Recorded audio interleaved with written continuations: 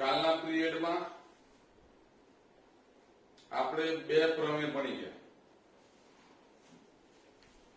અત્યાર સુધીમાં. એમાંથી એક પ્રમેય લખવાનું કહ્યું હતું. પહેલા હતું એ કે એકદમ પાકો કરી દેજો. અને કાલે જે પ્રમેય ચલાવ્યો હતો એ પણ લેસનમાં 3 વખત આપ્યો હતો. એ પણ તમે 3 વખત લખ્યો હશે, સમજીને તો આવડી ગયો હશે. હવે પરિસ્થિતિ એવી છે કે કદાચ પ્રમેય કાં તો કોઈ અઘરો દાખલો તમને ન આવડે તો હવે ટૂંક સમયમાં કદાચ ક્લાસમાં ભણાવવાનું લિમિટેડ સંખ્યામાં ગવર્મેન્ટ મંજૂરી આપી શકે એવું લાગે છે. એટલે કે ડિસ્ટન્સ રાખી અને તમે વિદ્યાર્થીઓ બેસાડી ભણાવી શકો એવા કંઈક નિર્ણયો લેવાઈ રહ્યા છે. એટલે એ પ્રમાણે દૂર દૂર બેસાડી એક બેન્ચીસ પર કદાચ 2 હોય, એક બેન્ચીસ પર 1 પણ આવે અને એ રીતે બેસાડી લિમિટેડ સંખ્યામાં ટ્યુશન કરવાનું આવે એવું શક્ય છે. બરાબર? એટલે જેવું ગવર્મેન્ટ કહેશે એ પ્રમાણે જેટલું આપણાથી એડજસ્ટ થશે એટલું કરી શકીશું. બધાને બેસાડીશું બધા બેસાડીશું, ન બેસાડે તો લિમિટેડ હોય તો લિમિટેડમાં કઈક પ્રક્રિયા કરીશું. એટલે આવી બધી વાતો છે. એટલે એ વખતે તમને પણ તમારા આ ગ્રુપમાં મેસેજ આપવામાં આવશે કે ભાઈ ક્લાસ ચાલુ થઈ ગયા અને આ તારીખથી શરૂ થાય છે તો એ તારીખથી તમારે પછી ક્લાસમાં આવવાનું રહેશે. બરાબર? અને એ વખતે જેટલા એડમિશન થયેલા હશે એ પ્રમાણે અમે ગોઠવી દઈશું કે આટલા આટલાની બેચ. બરાબર? એટલે કે કહેવાનો મતલબ કે અમારે ત્યાં ઓલરેડી જેના ફોર્મ ભરાયેલા છે જૂના વિદ્યાર્થીઓ નવા વિદ્યાર્થીઓ પણ અમારે ત્યાં ઓલરેડી બોલતા હશે લિસ્ટમાં એને જ પ્રધાનને પહેલા આપવું પડે કારણ કે એ લોકો પહેલા રજીસ્ટ્રેશન કરાવી ચુક્યા છે. એટલે શરૂઆત આપણે ભણાવવાની કરીએ પહેલા સૂચના જે છે સૂચનામાં આના સિવાય ઓનલાઈન કદાચ ભણાવવાનું ચાલુ રહે તો બીજો એક વિકલ્પ એવો છે કે ગવર્મેન્ટ એવું કે ભાઈ તમે 5-7 વિદ્યાર્થીઓ 10 વિદ્યાર્થીઓ ને ભણાવી શકો. તો પછી એક કામ ઓનલાઈન જે ભણે છે એમાં જેને ઓલરેડી તકલીફ પડતી હોય અને કઈ સમજાય નહીં એ લોકોને 5-7 વિદ્યાર્થીઓ અમે અમારી રીતે સવારથી સાંજ સુધીમાં જુદા જુદા જૂથ બનાવી ક્લાસ ઉપર લાવી અને અમે એ જે ન સમજાયેલો ટોપિક સમજાવી શકીએ જેને પર્સનલ ટ્યુશન તરીકે ગણી શકાય. એમ કરીને આખું વર્ષ છે એ વર્ષમાં તમારું ભણવાનું ન બગડે એ માટે જેટલી પણ જહેમત ઉઠાવવી પડે, જેટલી તકલીફો પડે એટલી અમે ઉઠાવવા તૈયાર છીએ. અને એ પ્રમાણે કોઈ પણ ભોગે તમારું આ 10માનું જે વર્ષ છે એ તમારું ન બગડે એનો પૂરેપૂરો ખ્યાલ અમે રાખીશું. બરાબર? હવે ભણાવવાની શરૂઆત કરું તો પ્રમેય આપણા 2 ચાલી ગયા. એમાં કાલે દરરોજ એક પ્રમેય ચાલે છે, આજે પણ એક પ્રમેય ચાલશે. આમ તો ચલાવવા તો પ્રમેય તો ચાલી જાય બધા, પણ વધારે પ્રમેય ચલાવીએ તો તૈયારી કરવામાં પ્રોબ્લેમ. એટલે તૈયારી કરવા માટે પ્રોબ્લેમ તમને ન નડે, સારી તૈયારી થાય એટલા માટે પ્રમેય એક જ ચલાવવામાં આવે. પ્રમેયને આધારિત એક દાખલો મેં ભણાયો હતો, પછી લેસનમાં કશું આપ્યું નતું પ્રમેયને કારણે. આજે તમને કેટલાક દાખલા અને પાછો એક પ્રમેય એ તમને મળશે. બોર્ડ પર એક દાખલો લખ્યો છે, સમજવા જેવો છે, ચોપડીનો જ છે. લખાણ એવું લખ્યું છે, અહીંયા જોઈ લેશે એટલે ખબર પડે સ્વાધ્યાય કયું, દાખલા નંબર કયો. ડી એ બીસી નું મધ્ય બિંદુ હોય તેવો ત્રિકોણ દોરો. તો મેં અહીંયા દોર્યો ત્રિકોણ એબીસી. એને કહ્યું છે એ પ્રમાણે ત્રિકોણ એબીસી આવો દોર્યો. બીસી નું મધ્ય બિંદુ એને કહ્યું ડી. એનો મતલબ કે આ માપ ને આ માપ કેવા થઈ ગયા? સરખા. એટલે બીડી અને ડીસી સરખા થાય. હવે એને ત્રિકોણ જે બોલે છે એમાં ત્રિકોણ BDE શબ્દ વાપર્યો, તો બી અને ડી તમે જાણો છો, પણ ઈ તો દેખાતું જ નથી. હવે ઈ નહીં દેખાતું તો ઈ બિંદુ મારે ગમે ત્યાં ક્યાંક લેવું તો પડશે જ. અને એ ઈ બિંદુ લઉં ત્યારે એવા સમબાજુ ત્રિકોણ, અહીંયા ચોખવટ કદાચ ચોપડીમાં કરી કે ના કરી ખબર નથી, એવું સમબાજુ શબ્દ વાપરવો પડે. સમબાજુ, અને સમબાજુ હોય તો જ સરળતા વધારે. સમબાજુ શબ્દ ના વાપરે તો પણ દાખલો તો ગણી શકાય. એટલે આવો બે ત્રિકોણ છે, એ ત્રિકોણમાં સમરૂપ શબ્દ વાપરવો પડે. એટલે આ ત્રિકોણમાં ગુણોત્તર જે છે એ શોધવો છે. તો મેં અહીંયા એક ઈ બિંદુ લીધું, અહીંયા ઈ બિંદુ લઉં તો આ માપ અને આ માપ અહીંયા કેવા થાય? સરખા. એટલે એક માપ, બે માપ અને ત્રણ માપ. ત્રિકોણ ABC માં પણ બાજુઓ સરખી છે. સમબાજુ ત્રિકોણો બે છે, ABC, અને બીજો ત્રિકોણ છે કયો? તો કે DEB. અહીંયા આ ભાગ જે બતાવી રહ્યો છું એ ત્રિકોણ સમબાજુ છે. જે મોટો ત્રિકોણ ABC બતાવી રહ્યો છું એ પણ સમબાજુ છે. હવે આપણને સમબાજુ ત્રિકોણની ખબર પડી, પણ ડી શું છે? તો કે ડી એ બીસી નું મધ્ય બિંદુ હોય. તો હું આવું લખી શકું, બીડી નું માપ એ આ બીસી ના માપ કરતા અડધું થાય. એટલે બીસી ના અડધા બીડી થાય. હવે તમે બે ને આમ લઈ જાઓ તો આવું લખાય, બીસી અહીંયા બરાબર અહીંયા બે, આ બીડી આમ લઈ જાઓ તો અહીંયા થાય બીડી, અને અહીંયા કશું જ નથી. એટલે અંતે મને જવાબ મળે બીસી ના છેદમાં બીડી બરાબર 2 ના છેદમાં 1. આ પરિણામ 1 આપું છું, એનો ઉપયોગ કરવાનો હશે. હવે સમબાજુ ત્રિકોણ કોઈ પણ હોય બે, એમાં બાજુનો ગુણોત્તર, અનુરૂપ બાજુનો ગુણોત્તર હંમેશા સમાન જ આવે. એટલે અહીંયા હું લખી શકું કે સમબાજુ ત્રિકોણ ABC સમરૂપ ત્રિકોણ કોણ થાય? તો કે BDE, DEB, BED.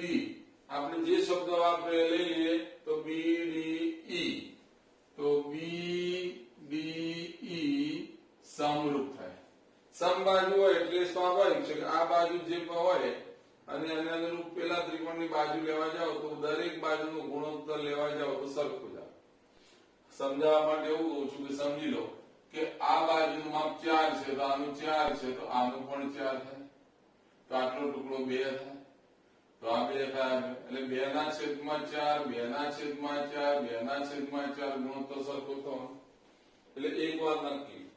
આપણે પણ અહીંયા પ્રમેયમાં એવું કે સમરૂપ ત્રિકોણ હોય તો ક્ષેત્રફળનું સૂત્ર લાગુ પડે.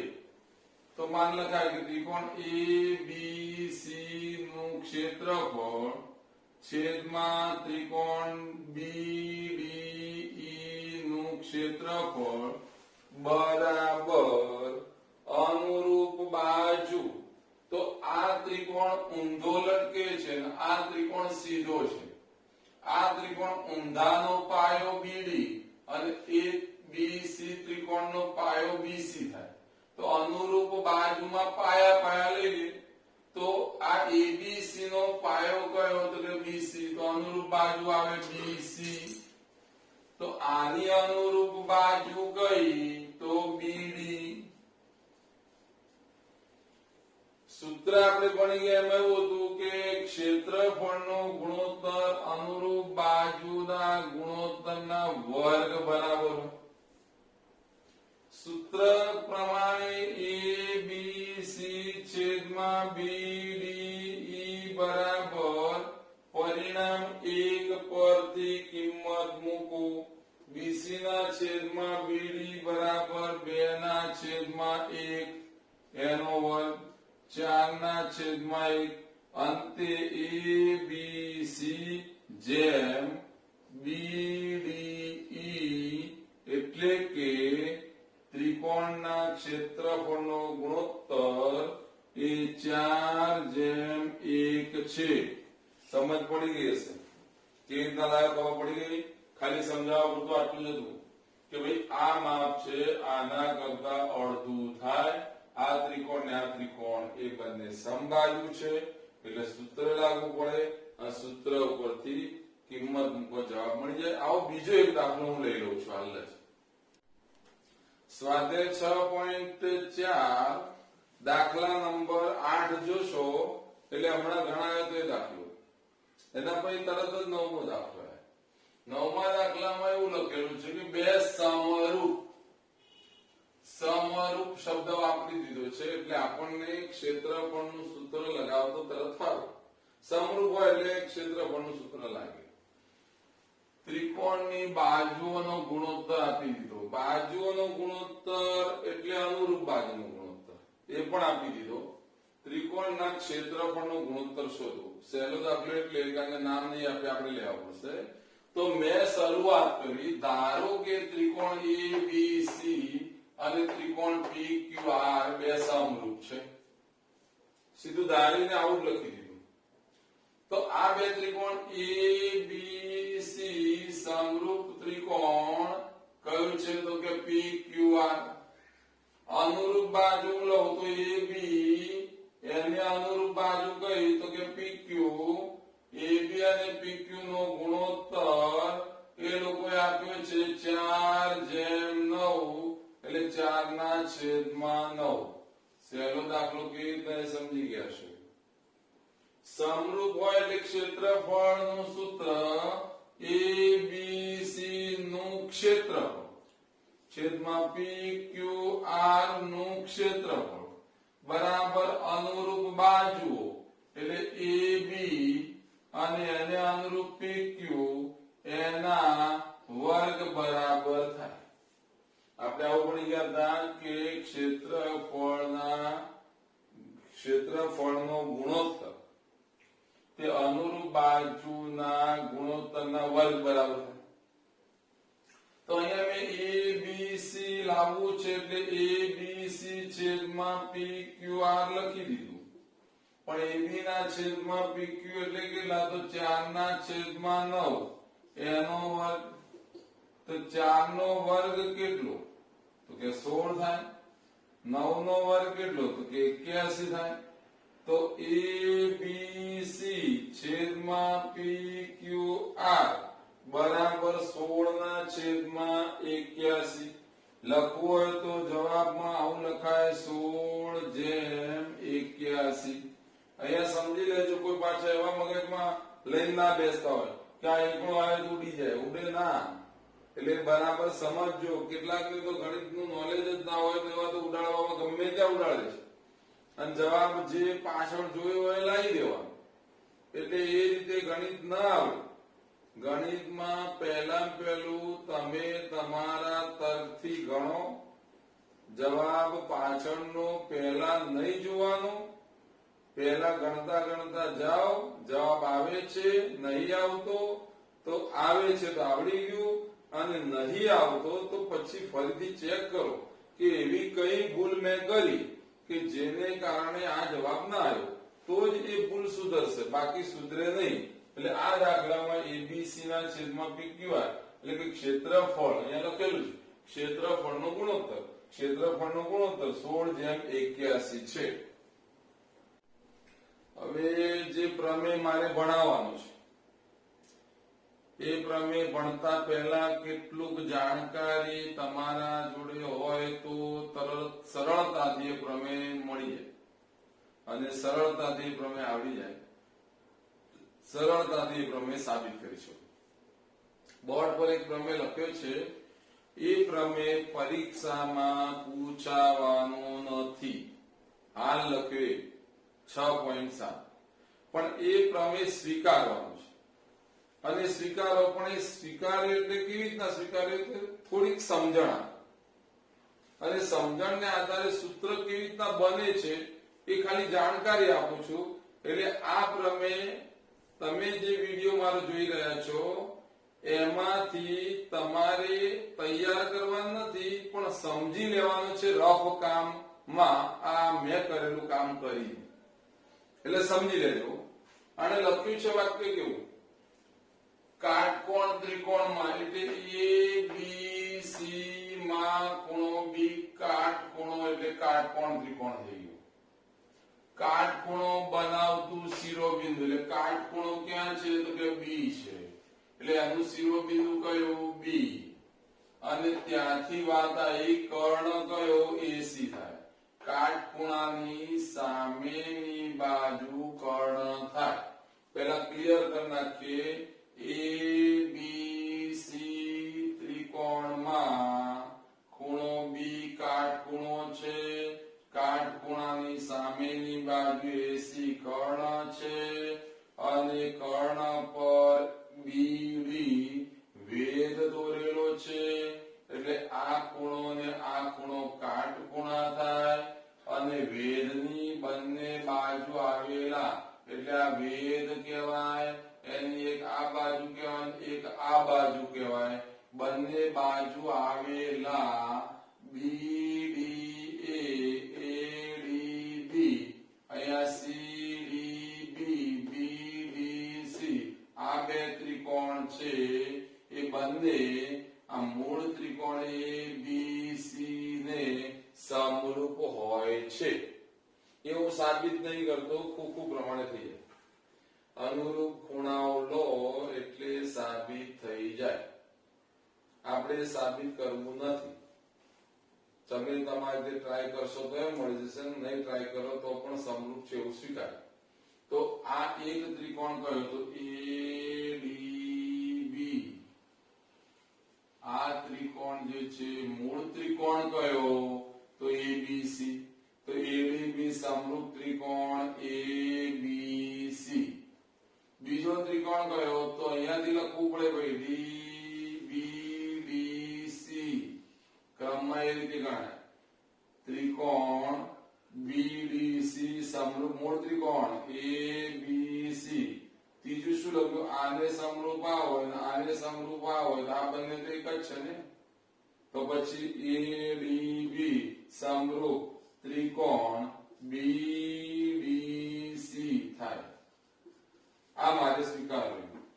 હવે આપણે વડોદરામાં રહીએ છીએ એટલે હું વડોદરાને ધ્યાનમાં રાખીને બોલું છું. સી ફોર સુરત એવું સમજી લેવાનું બસ. આમ તો એસ ફોર સુરત આવે, પણ સી બરાબર સુરત એવું માની લઈએ.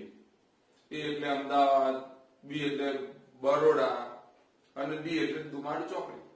આવું સમજી લઈએ આપણે. તો યાદ રહે એટલા માટે હું બોલું છું કે આપણી ગાડી જ્યારે અમદાવાદથી આવે તો અમદાવાદથી એક્સપ્રેસ હાઈવે પરથી વડોદરાને ટચ થાય ત્યારે દુમાડ ચોકડી આવે. દુમાડ ચોકડીથી આપણે જવું પડે તો ક્યાં બરોડા સિટી જવું પડે ડેપો, અને ડેપોથી ગાડી પાછી ક્યાં આવે તો કે દુમાડ ચોકડી જ આવશે. પછી એક્સપ્રેસ હાઈવે હારે પકડી એટલે એ સીધું ક્યાં જશે સુરત. આટલું યાદ રાખો એટલે તમને આ સંગતતા મળી જશે. કઈ એ એટલે અમદાવાદ થી દુમાડ, દુમાડ થી બરોડા, બરોડા થી દુમાડ, અને દુમાડ થી સુરત. એટલે યાદ રાખવાનું આ એ એટલે અમદાવાદ, દુમાડ, બરોડા એ મૂળ ત્રિકોણને સમરૂપ હોય. ગાડી પાછી વળી બરોડા, દુમાડ, સુરત એટલે પાછી મૂળ ત્રિકોણને સમરૂપ. અને ગાડી ગઈ ક્યાં તો એ ડી બી અમદાવાદ થી દુમાડ, દુમાડ થી વડોદરામાં પ્રવેશી, વડોદરામાંથી પાછી નીકળી બરોડાથી દુમાડ, દુમાડથી સુરત. એટલે યાદ કરો આ ભાગ આવી જશે તમારો એડીબી બીડીસી. આને ધ્યાનમાં લો તો બાજુમાં જો કોઈ આકૃતિ દોરી છે પણ કદાચ આકૃતિની જરૂર ના પણ પડે એટલે સીધું સમજાય દો. આમ તો આકૃતિ પરથી ખ્યાલ આવી જશે, પણ એ બધું વધારે લખાણ લખવું અને એ કરવું એના કરતા 3 સૂત્ર હું બનાવી દઉં. તો 3 સૂત્ર કયા? તો 3 સૂત્ર પહેલા આકૃતિમાં જોઈ લઈએ કે સૂત્ર કયા કયા થશે. બીડી યાદ રાખવા માટે બીડી નો વર્ગ, તો ડી બિંદુએ અડેલી બે બાજુ કઈ, તો કે એડી અને સીડી. બીડી નો વર્ગ બરાબર એડી ગુણ્યા સીડી અથવા ડીસી. આવું સૂત્ર નંબર 1 મળશે. નંબર 2 સૂત્ર કયું અને 3 સૂત્ર કયું બનશે, કેવી રીતના પછી લખું. બીજું સૂત્ર આની વાત કરીએ તો એ બી નો વર્ગ બરાબર અડેલો ભાગ તો એડી અને બીજો મોટી બાજુ કઈ એસી કર્ણ લઈ લેવા. બીસી નો વર્ગ બરાબર કોણ, તો કે સીડી ગુણ્યા એસી. સમજો ફરીથી, આ લો તો આ ભાગ પછી આખો ભાગ, આ લો તો આટલો ભાગ પછી આ ભાગ, આ લો તો આ ભાગ ને આ ભાગ. આટલું યાદ રહે. આમાં જોઈએ તો ખબર પડે કે આમાં આપણે જોવું છે તો સૂત્ર કયું લગાવવું છે, તો એબી અને એડી ની વાત કરતા હતા. તો આ બે લઈએ ચાલે. જો એબી તો અહીંયા કોણ એબી, અહીંયા એબી તો અહીંયા કોણ એસી. સમજો આકૃતિ દોરો તો ખ્યાલ આવી જાય, પણ આકૃતિ ના દોરો તો એ જો પહેલું બીજું, તો પહેલું બીજું લો તો આનો ને આનો ગુણોત્તર કેવો થાય કે સમરૂપ છે એટલે સમાન. તો હું લખું છું અહીંયા એડી છેદમાં કોણ આવશે, એડી છે તો આ પહેલા બે અક્ષર એટલે પહેલી બાજુ, આ પહેલા બે અક્ષર એટલે એને અનુરૂપ પહેલી બાજુ, તો કોણ આવશે એબી બરાબર કોણ પહેલું છેલ્લું બિંદુ લો, પહેલું છેલ્લું એટલે એબી આવે. તો હવે તમારી રીતે તમે બોલી શકો છો કે એબી મેં લીધું તો અહીંયા કોણ આવશે, તો કે એસી આવશે. તો એસી આકૃતિ દોર્યા વગર આવું લખી શકાય. મેં અત્યારે સૂત્ર જે કહ્યા હતા એના અનુસંધાનમાં જો આનો ક્રોસ ગુણાકાર, તેથી શું બન્યું, ક્રોસ ગુણાકાર કરો એટલે એ બી નો વર્ગ બરાબર કોણ, તો એડી ગુણ્યા એસી. પહેલું સૂત્ર બની.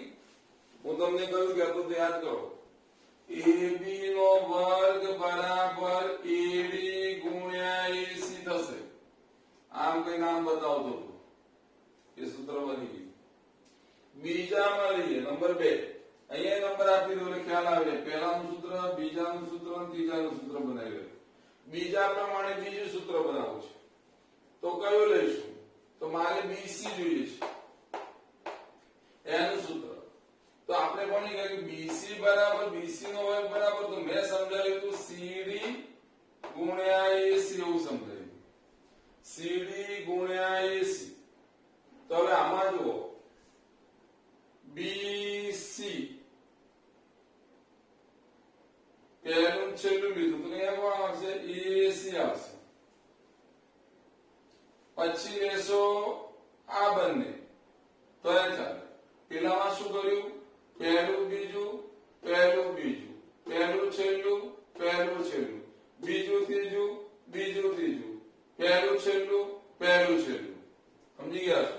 પહેલામાં પહેલું બીજું, બીજામાં બીજું ત્રીજું, તો શું આવશે ડીસી, સીડી અથવા ડીસી. તો હું લખું છું સીડી ના છેદમાં, સીડી ના છેદમાં બીસી બરાબર શું, તો મેં કહ્યું બીજું ત્રીજું, બીજું ત્રીજું, પહેલું છેલ્લું, પહેલું છેલ્લું, તો બીસી છેદમાં એસી.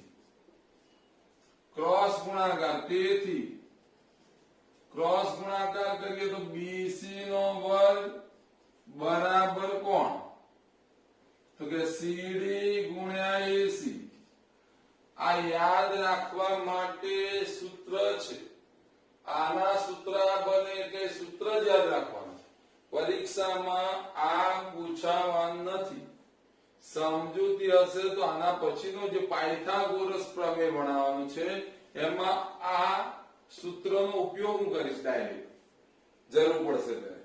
તો એ યાદ રહે એટલા માટે બીજી વખત થાય. ત્રીજી વાત આવી. તો હવે શું? તો મારે લાવવું છે બીડી. તો બીડી નો વર્ગ બરાબર, તો બીડી આવ્યું છે. તો બીડી પ્રમાણે આના બરાબર આ થશે અહીંયા. તો પછી કોણ? તો એડી અને બીડી. પહેલું બીજું, પહેલું બીજું, પહેલું છેલ્લું, પહેલું છેલ્લું, બીજું બીજામાં બીજું ત્રીજું, બીજું ત્રીજું, પહેલું છેલ્લું. આમાં આવશે પહેલું બીજું બીજું ત્રીજું. તો પહેલું બીજું કોણ? તો કે એડી. એડી ના છેદમાં કોણ? તો એડી ના છેદમાં બીડી બરાબર શું? તો બીડી ના છેદમાં, બીડી ના છેદમાં અહીંયા જુઓ બીડી, તો અહીંયા કોણ? સીડી. તેથી ચોકડી ગુણાકાર કરો તો બીડી નો વર્ગ બરાબર એડી ગુણ્યા સીડી. નંબર 3. આ તમને જે લીટી મારી છે એ સૂત્ર એક વાર બોલી જાઓ. એબી નો વર્ગ બરાબર એડી ગુણ્યા એસી. બીસી નો વર્ગ બરાબર સીડી ગુણ્યા એસી. અને બીડી નો વર્ગ બરાબર એડી ગુણ્યા સીડી. આ ત્રણ સૂત્ર પરીક્ષા માટે લખવામાં નહીં આવે. આ સૂત્રનો ઉપયોગ દાખલાઓમાં આવી શકે. અને હાલ જે હવે ભણાવવાનો છું પ્રમેય, એમાં પણ આવું કંઈક આવશે. એટલે ફક્ત તમારી સમજૂતી માટે આ પ્રમેય સ્વીકારી લેવાનો છે. પરીક્ષામાં 5 માર્કનો પ્રમેય પૂછાય, એમાં આ પ્રમેય ન પૂછાય. આના પછીનો પ્રમેય હવે ચલાવું છું એ પૂછાય. હવે મેં જે સમજાયું એના અનુસંધાનમાં શરૂ કરીએ. તો 8મા ધોરણમાં પાયથાગોરસ પ્રમેય એવો શબ્દ આવેલો પહેલો. અને આપણે એ વખત પાયથાગોરસનો ઉપયોગ કરી કેટલાક દાખલા ગણતા હતા. અને મને યાદ છે ત્યાં સુધી વર્ગમૂળમાં 3, વર્ગમૂળમાં 5, વર્ગમૂળમાં 7 ને સંગત સંખ્યા, સંગત બિંદુ શોધો, એવી સંખ્યાઓ સંખ્યા રેખા પર દર્શાવો. એ વખતે એક રચના દોરતા હતા આમ કરીને ચાપ મારીને. એ વખતે ગણતરી કરવા માટે પાયથાગોરસનો ઉપયોગ કરેલો. 9માં ઘણા દાખલા એવા આવ્યા કે જેમાં આપણે પાયથાગોરસનો ઉપયોગ કર્યો. હવે એ પાયથાગોરસનો ફક્ત નિયમ ઉપયોગ કરતા હતા. આજે પાયથાગોરસ સાબિત કરીએ છીએ.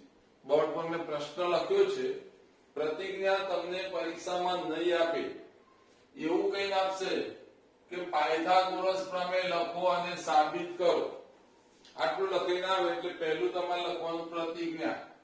પ્રતિજ્ઞામાં લખવાનું કાટ કોણ ત્રિકોણ માં કર્ણ નો વર્ગ, કર્ણનો વર્ગ બાકીની બે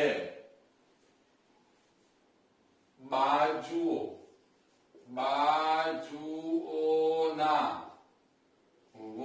વર્ગોના સરવાળા જેટલો હોય છે.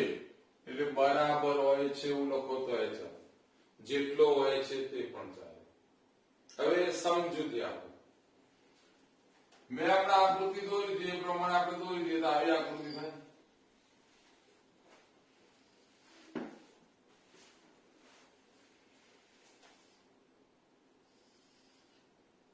અહીંયા જે વાત છે એમાં આ કાટખૂણો મેં બતાવી દીધું.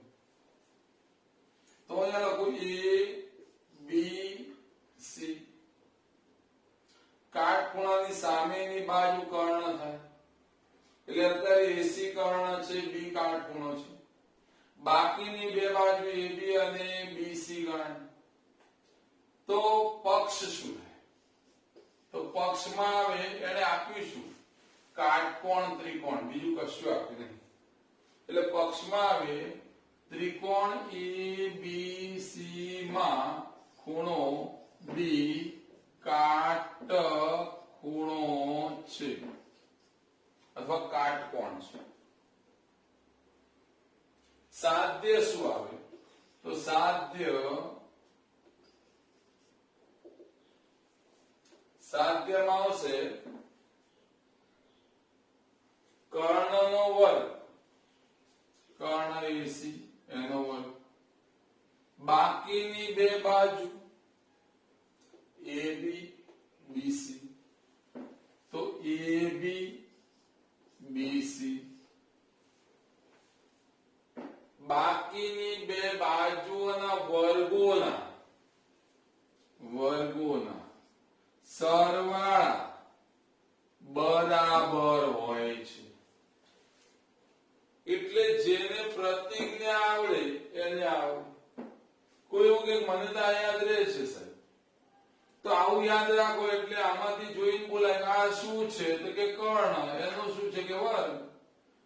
આ શું છે? કે બાકીની બે બાજુ ના વર્ગો ના સરવાળા બરાબર હોય છે. એટલે પ્રતિજ્ઞા યાદ રાખવાની છે. આના ઉપરથી પ્રતિજ્ઞા યાદ રાખો કે યાદ રાખી લો, જે તમને અનુકૂળ લાગે તે. પણ એક વાત નક્કી કે આના ઉપરથી સરળતાથી યાદ રહી જાય તો કર્ણનો વર્ગ, બાકીની બે બાજુ ના વર્ગો ના સરવાળા બરાબર હોય છે. મેં શરૂઆત કરી સાબિતીની શરૂઆત કરીએ તો પહેલી વાત આવે કે હમણાં આગળ મેં ભણાવ્યું હતું એમાં એવું વાક્ય હતું કે આ કર્ણનું શિરોબિંદુ છે, કાટખૂણાનું શિરોબિંદુ છે, ત્યાંથી કર્ણ પર એક વેધ દોરો. તો મેં દોરી દીધો અને વેધ દોરો તો એક કાટખૂણો બને. અહીંયા શબ્દ વાપર્યો ડી, લખી દીધું. તો મારી આકૃતિ હવે કમ્પ્લીટ પૂર્ણ થઈ. તો સાબિતીમાં પહેલું ત્રિકોણ કયો? તો ત્રિકોણ ABC માં ખૂણો B કેવો? કાટકોણ છે. ત્રિકોણ ABC માં ખૂણો B કાટકોણ છે. હવે આ A અને C લઘુકોણ થાય. લખવું હોય તો લખીએ, ન લખવું હોય ચાલી શકે. પણ આ કાટકોણ ત્રિકોણમાં A અને C લઘુકોણ થાય. મેં જે દોર્યું એ શું છે? તો BD લંબ AC, કર્ણ પરનો વેધ, BD લંબ AC દોરો. BD લંબ AC જો દોરાઈ જાય તો હમણાં મેં ભણાવ્યું એ પ્રમાણે પેલું અમદાવાદથી ધુમાડથી બરોડા વાળું યાદ આવ્યું? તે પ્રમાણે આપણે કંઈક હાલ ભણી ગયા એ પ્રમાણે પ્રમેય 6 પોઈન્ટ કયો હતો? 7. અને એને આધારે હું એવું લખી શકું કે ભાઈ કયા બે ત્રિકોણ સમરૂપ થાય. તો મેં અહીંયા શરૂઆત કરી તો અહીંયાથી ADB એટલે લખું છું ત્રિકોણ ADB સમરૂપ મૂળ ત્રિકોણ ABC થાય. કૌંસમાં લખવો તો પ્રમેય 6.7 અનુસાર. આટલી મને ખબર પડી. હવે આના પરથી માં લખું છું, ડાયરેક્ટ લખી શકું છું, પણ પેલા મેં સમજાવ્યું એ આમાંથી જ સમજાવ્યું. હવે હું અહીંયા સમજાવું છું એ જોઈ લો. રફ કામ કર્યું મેં, અને રફ કામ કરીને ખાલી આ રફ કામ તમારે કરવાનું નથી, મારે સમજાવવાનું છે એટલે કરી રહ્યો છું. તમારે તો આના પછીનું સ્ટેપ જ લખવામાં આવે. તો એમાં શું? તો ADB બતાવી. તો ADB ABC ડી ખૂણો અહીંયા કાટખૂણો છે એટલે મેં અહીંયા કાટખૂણો બતાવી દીધો, બી ખૂણો કાટખૂણો છે એટલે એ પણ બતાવી દીધો. હવે આ આકૃતિમાં તમે જોશો તો આમાં ને આમાં બંનેમાં થઈ કોઈ નામ બે વખત આવશે. તો કોઈ નામ એટલે જો આ એ બી આવ્યું છે તો આ રહ્યું એ બી, આમાં એ બી અહીંયા છે, આમાં એ બી અહીંયા છે, તો આને અનુરૂપ બાજુ આ ગણાય, આને અનુરૂપ બાજુ આ ગણાય. એટલે આ પ્રમાણે જો રફ કામ કરી જુઓ તો પણ ખબર પડે કે ભાઈ શું આવ્યું, તો કે એડી ના છેદમાં એબી આવ્યું. તો એડી છેદમાં એબી બરાબર શું, તો એબી છેદમાં એસી, એબી છેદમાં એસી. કેટલાક લોકો વિચારમાં પડ્યા હોય યાદ કરો, મેં પ્રમેય 6.7 સ્વીકારવાનો હતો, સમજાય ત્યારે એવું બોલ્યો હતો, પહેલું બીજું, પહેલું બીજું, પહેલું છેલ્લું, પહેલું છેલ્લું બિંદુ. તો એડી છેદમાં એબી, એબી છેદમાં એસી જ આવશે. અને આ કર્યું કોઈ ક્રોસ ગુણાકાર કરીએ તો ચોકડી ગુણાકારમાં એબી એબી ગુણાઈ જાય તો બની જાય તેથી એબી નો વર્ગ, તેથી એબી નો વર્ગ બરાબર શું, તો એડી ગુણ્યા એસી. પરિણામ નંબર 1 આવે. હવે જે પરિણામ નંબર 1 જે આપ્યું છે એ પરિણામ નંબર 1 ને આધારે હું એવી જ રીતે પરિણામ 2 લાવી શકું. અને પરિણામ 2 લાવું તો અહીંયા મેં લખાણ શરૂ કર્યું, પ્રમેય આગળ વધ્યો, નંબર 1 આવી ગયું છે, નંબર 2 લાવવું છે.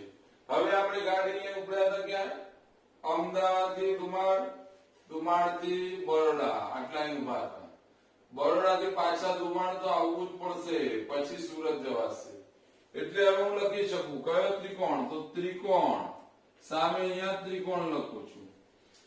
ત્રિકોણ કયો, એ ડી બી સમરૂપ એ બી સી આવો લીધો હતો. હવે આવશે કયો, તો આ ટુકડો. તો લખું છું બી ડી સી સમરૂપ એ બી સી. મેં હમણાં એક આકૃતિ દોરીને સમજાવ્યું હતું, એ પ્રમાણે બાજુમાં રફકામમાં આની આકૃતિઓ તમે દોરો તો પણ ડબલ વખત માપ આવશે, જરૂર પડે તો સમજાવું છું. રફ કામમાં તમે ખાલી જોઈ લો તો આ પ્રમાણે મેં બોલ્યો બીડીસી, બીડીસી એબીસી કાટખૂણા કાટખૂણા. આ ખૂણો એક જ આવ્યો.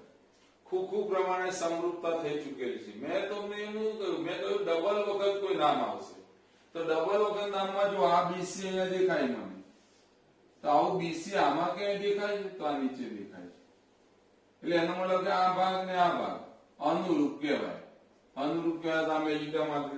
એટલે આમાં આપણે શું સમજતા, બીજું ત્રીજું, બીજું ત્રીજું, પહેલું છેલ્લું, પહેલું છેલ્લું, એવી વાત થશે. સમજી ગયા હોય તો અહીંયા શરૂ કરું તો કયા માપ આવે, તો બીસી, બીસી છેદમાં બીસી છેદમાં એસી બરાબર કોણ, તો ભાઈ આમાં જોશો તો ડીસી આવશે. તો અહીંયા શું આવે, ડીસી, તો ડીસી છેદમાં બીસી ક્રોસ ગુણાકાર બીસી નો વર્ગ બરાબર ડીસી ગુણ્યા એસી નંબર 2. સમજી ગયા છો પરિણામ 1 અને પરિણામ 2 કેવી રીતના લાવ્યો એ બરાબર સમજી ગયા હોય તો આપણો પ્રમેય લગભગ પૂર્ણ થવાને આરે આવી ગયું. આખો જ પ્રમેય છે ફરીથી યાદ રહે, સમજ પડે એ માટે ઝીણવટપૂર્વક થોડું થોડું બોલ્યું. પ્રતિજ્ઞા લખવી પડે, આના પરથી તૈયાર કરો કે પેલા મોઢે કરો તો આ બે આવડી જશે. સાબિતીની શરૂઆત કરી, ખૂણો બી કાટખૂણો છે, મારે હવે દોરવો પડ્યો. આ ત્રિકોણ એડીબી સમરૂપ એબીસી, બીડીસી સમરૂપ એબીસી, આવા બે સમરૂપ ત્રિકોણ લેવા પડ્યા. એને આધારે પરિણામ 1. બીજો ત્રિકોણ લીધો કોને આધારે? તો પ્રમેય ભણી ગયા, પ્રમેય 6.7 ને આધારે, અને એને કારણે બીજું પણ આવ્યું. હવે 1 અને 2 નો સરવાળો લેતા, સમજો, 1 અને 2 નો સરવાળો કરીએ તો શું થાય એ સમજી લો. તો 1 અને 2 માં ab નો વર્ગ વત્તા ab નો વર્ગ bc નો વર્ગ બરાબર શું? તો ab નો વર્ગ બરાબર શું હતું એ જોઈ લો. AD ગુણ્યા AC, મેં લખ્યું AD ગુણ્યા AC વત્તા આનું માપ આ લખ્યું છે, વત્તાનું ચિહ્ન આ રહ્યું. BC નો વર્ગ લખવાનું બાકી છે, તો DC ગુણ્યા AC. મેં માપ લખી દીધા, અને માપ લખ્યા પછી શું? તો આમાંથી કોમન શું નીકળે? તો આ AC છે, આ AC છે. મેં કાઢી કોમન AC, તો કૌંસમાં AD વત્તા DC. આ એક સ્ટેપ ગણતરી કરવાનું જ છે. આમાં કઈ આમાં જોવાની જરૂર નથી પડતી. આ બે નો શું કર્યો? સરવાળો. તો આ બે નો પણ સરવાળો, એમાંથી કોમન કાઢે AC. આકૃતિમાં જોશો તો તમને ખબર પડશે કે AD આ રહ્યું, આ AD, DC આ રહ્યું, આ DC.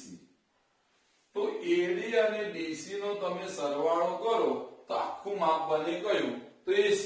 તો બરાબર કરીને શું લખાય? AC કૌંસમાં AC, એનો મતલબ કે ગુણાકાર થયો, એટલે બરાબર થયું AC નો વર્ગ. કોના બરાબર? AB નો વર્ગ વત્તા BC નો વર્ગ બરાબર કોણ? AC નો વર્ગ. મારે સાબિત શું કરવું હતું? AC નો વર્ગ બરાબર AB નો વર્ગ વત્તા BC નો વર્ગ, AB નો વર્ગ વત્તા BC નો વર્ગ બરાબર AC નો વર્ગ. એક જ થાય વિકલ્પ. એટલે આ પ્રમાણે પરિણામ જે સાધ્ય હતું એ સાધ્ય મને મળી ગયું. છેલ્લે તેથી કરી લખવું, લખી દેવાનું કે AC નો વર્ગ બરાબર AB નો વર્ગ વત્તા BC નો વર્ગ. પ્રમેય કમ્પ્લીટ, તૈયાર કરી દેવો. 3 વખત લખીને મોઢે કરવું. હાલ પ્રમેય ભણાય પાયથાગોરસ પ્રમેય હતું, એમાં પ્રતિજ્ઞા ભૂલી ગયા. કર્ણનો વર્ગ બાકીની બે બાજુના વર્ગોના સરવાળા બરાબર હોય છે. જે સાધ્ય હતું એને ધ્યાનમાં લઈ એક દાખલો, પ્રમેય આધારિત દાખલા લઉં છું. 1-2 દાખલા કદાચ લેવાના હતા, હું લઈ લઉં છું. તો અહીંયા લખ્યું છે એક નિસરણી, એટલે આ મેં બતાવી દિવાલ છે, હું માની લઉં. આ નિસરણી છે અને આ જમીન છે. એક નિસરણી દિવાલને એવી રીતે ટેકવી છે, એટલે કે આમ ઊભી કરી છે કે તેનો નીચેનો છેડો દિવાલથી 2.5 મીટર દૂર છે, અને ઉપરનો છેડો જમીનથી, આ જમીન છે એનાથી ઉપરનો આ છેડો ગણાય. આ A બિંદુ, આ B બિંદુ અને આ C બિંદુ લઈ લો તો આપણો ત્રિકોણ, કાટકોણ ત્રિકોણ ABC બને. તો AC ને કહેવાય નિસરણી, એટલે AC નિસરણી. આને દિવાલ કહેવાય, એટલે હું લખું દિવાલ, લખવાની જરૂર નથી આપણે. અને આ બારીને 6 મીટર દૂર અડકે છે. આકૃતિમાં જોશો એટલે કાટકોણ ત્રિકોણ દેખાય. કાટકોણ ત્રિકોણમાં મારે કર્ણનું માપ શોધવું હોય તો ત્રિકોણ ABC માં AC નો વર્ગ બરાબર AB નો વર્ગ વત્તા BC નો વર્ગ. મારે નિસરણીની લંબાઈ શોધવી છે, એટલે AC શોધવાનું. તો 8મા ધોરણ 9મા ધોરણમાં આવડે એવો દાખલો છે. તો AC નો વર્ગ બરાબર શું? તો કે AB એટલે કેટલા? કે 6 એનો વર્ગ વત્તા 2.5 એનો વર્ગ. 6 નો વર્ગ 36, 25 નો વર્ગ 625 એટલે 6.25. અહીંયા સરવાળો થાય, 36 માં ઉમેરીએ તો 42 થાય, 42.25. પ્રશ્ન મોટો એ આવશે કે હવે 42.25 નું વર્ગમૂળ કાઢવું કેવી રીતના. હવે એ વસ્તુ તમને આવડવી જોઈએ, પણ ના આવડતી હોય તો હું આવું લખી શકું. 80 નો વર્ગ બરાબર 4225 છેદમાં 100 આવું તો લખાય. આ 100 છે ને એટલે એ તો એક સામાન્ય માણસને આવડે કે 10 નો વર્ગ 100 થાય. હા 4225 છે એ કોનો વર્ગ ખબર નથી એવું માની લઈએ તો 4225 જે લખ્યા છે એમાં તમારે આવી રીતના અવયવ પાડવાના. છેલ્લે 5 હોય એટલે 5 ચાલશે. 5 8 40, 2 વધ્યા 5 ચોક 20, 2 વધ્યા 5 5 25, 5 ચલાવો. 5 એકા 5, 8 માંથી 5 જાય તો 3 રહે, 34 થયા. 5 6 30, 45 રહ્યા. 5 9 45. હવે ખબર પડે 169 13 નો વર્ગ.